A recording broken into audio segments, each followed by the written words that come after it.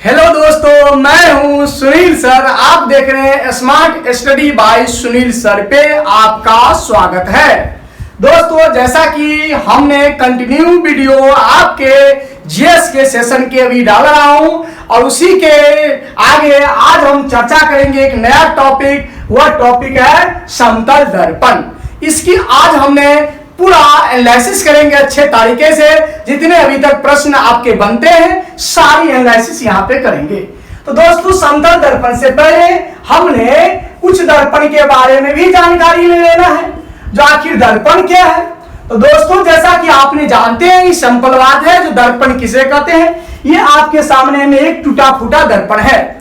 ये टूटे फूटे दर्पण में दोस्तों ये देखेंगे तो ये एक भाग यानी दर्पण एक प्लेन सतह है जिसके एक पृष्ठ पे कलय किया जाता है और दूसरे पृष्ठ से हम लोग इसको अपने चेहरे को देखने में काम करते हैं। दोस्तों, अब आपके प्रश्न आता होगा, सर ये कलय क्या होते हैं? तो क्या ये कलय कोई मिट्टी का होता है? नहीं सर, ये जो आपको कलय होते हैं ये होते हैं सिल्वर नाइट्रेट। सिल्वर नाइट्रेट का परत होता है। किसका परत होता है दोस्तों? Silver nitrate. यानी ये जो कलर होता है दोस्तों, ये दर्पण में जब देखे होंगे, यानी बिना कलय किए हुए अगर कोई ग्लास है तो वह ग्लास आपको दर्पण नहीं कहलाएगा। क्यों नहीं कहलाएगा? तब वह लेंस कहलाएगा। यानी दर्पण के लिए एक भाग आपको कलय होना ही होना चाहिए। तो दोस्तों, ये जो कलय है यह है सिल्वर नाइट्रेट। कई बार एग्जाम में पूछा हुआ प्रश्न ये है, जो दर्पण के पीछे में जो कलय किया रहता है वह किसका परत होता है? तो ये होता है सिल्वर नाइट्रेट। इसके आगे आपका प्रश्न बनता होगा, सर इसका रासायनिक सूत्र क्या है? तो इसका रासायनिक सूत्र है AgNO3। यानी ये इसका रासायनिक सूत्र है। दोस्तों, जैसा कि आपने सीखे, दर्पण किसे कहते हैं? दर्पण के पीछे में जो कलय किए रहते हैं वो क्या होते हैं? Silver nitrate AgNO3।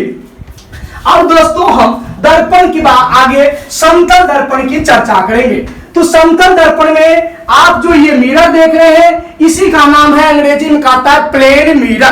कौन मिरर दोस्त? Plane mirror.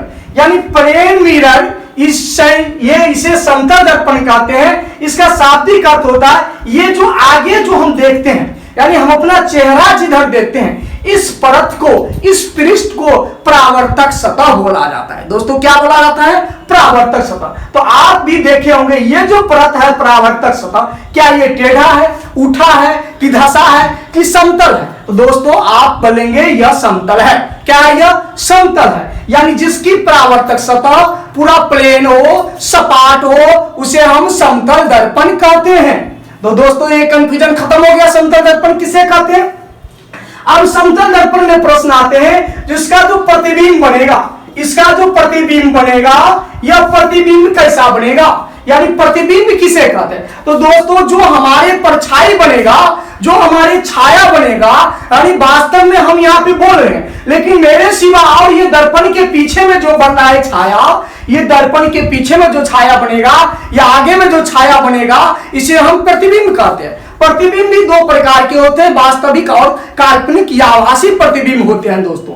लेकिन ये जो समतल दर्पण में देखेंगे, गौर से जब आप समतल दर्पण को देखेंगे तो इस दर्पण में आपके दर्पण के पीछे में लगेगा कोई आदमी खड़ा है। आप अगर बाल घुमाइएगा तो लगेगा कोई पीछे में बाल घुमा रहा है। तो इसका अर्थ है जो दर्पण के जो पीछे में बन रहा है या पर्दे के जो पीछे में बन रहा है, वह प्रतिबिंब जो होगा वह प्रतिबिंब काल्पनिक होगा। दोस्तों, इससे पहले हम एक चीज और समझना है, यानी काल्पनिक और आभासी। काल्पनिक और आभासी ये दोनों सेम होते हैं, यानी दोनों का नाम अलग अलग है, लेकिन दोनों का अर्थ एक ही होता है। जो दर्पण के पीछे या पर्दा के पीछे में जो प्रतिबिंब बनते हैं उसे काल्पनिक या आभासी कहते हैं। दोस्तों, आपने ये सीख लिए होंगे, जो ये दर्पण के पीछे, समतल दर्पण के पीछे में प्रतिबिंब बनता है, इसीलिए यह दर्पण के पीछे में बना प्रतिबिंब काल्पनिक या आभासी होगा। इसके बाद आगे आपका प्रश्न होगा, सर यह प्रतिबिंब कैसा होगा? यानी सीधा होगा कि उल्टा होगा कि टेढ़ा होगा कि मेढ़ा होगा। तो दोस्तों जैसा कि हमने यहाँ पे खड़े हैं तो हमारे प्रतिबिंब इसमें देख रहे हैं, हमारा ऊपर की ओर सिर है और नीचे की ओर पैर है। तो अभी भी प्रतिबिंब यानी दर्पण में यह जो सिर ऊपर की ही है और पैर नीचे की ओर है, इसका मतलब हमारा जो प्रतिबिंब बन रहा है यह प्रतिबिंब एकदम सीधा प्रतिबिंब बन रहा है। कैसा प्रतिबिंब बन रहा है दोस्तों? सीधा प्रतिबिंब बन रहा है। एक चीज और गौर करने वाली बात है दोस्तों, ये जो प्रतिबिंब बनेगा ये वस्तु के आकार के बराबर बनेगा। यह कैसा प्रतिबिंब बनेगा? यानी समतल दर्पण में बना प्रतिबिंब वस्तु के बराबर के प्रतिबिंब बनता है, यानी वस्तु के बराबर बनेगा। कैसा बनेगा दोस्तों? वस्तु के बराबर बनेगा।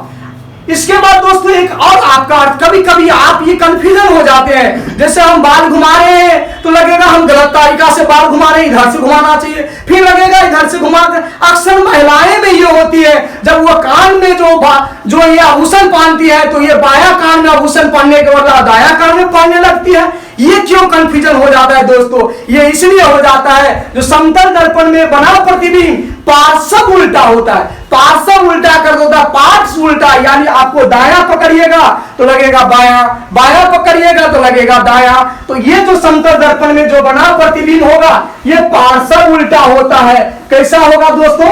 पार्श्व उल्टा, यानी उल्टा नहीं, प्रतिबिंब बनेगा सीधा, लेकिन कैसा उल्टा? तो पार्श्व उल्टा बनेगा। इसके बाद दोस्तों अगर हम आगे बात करें तो थोड़ी एक मिनट में दोस्त आगे की बात करें अगर, तो आगे की बात में अगर हमको इस दर्पण में अपना पूरा प्रतिबिंब देखना है, यानी अगर हम मान लीजिए दोस्तों ये यहाँ पे दर्पण है, कोई मान लीजिए दर्पण है, दर्पण कैसा इस पे लेप चढ़ा होगा, कमेंट कीजिए जल्दी से जल्दी, इसमें कैसा किसका लेप चढ़ा होगा इसको कमेंट कीजिए। अगर इस पे यहाँ पे कोई आदमी खड़े हैं, यहाँ पे कोई मनुष्य खड़े हैं, यहाँ पे या आप खड़े हैं, तो अगर आप चाहते हैं इस दर्पण में पूरा का पूरा प्रतिबिंब दिखाई दे तो आप मान लीजिए यहाँ पे 10 मीटर के हैं, कितने मीटर के हैं दोस्त? 10 मीटर के अगर आप हैं तो ये प्रतिबिंब जो होना चाहिए, सॉरी ये जो दर्पण होना चाहिए, ये दर्पण कम से कम 5 मीटर का होना चाहिए। कितने मीटर का होना चाहिए दोस्तों?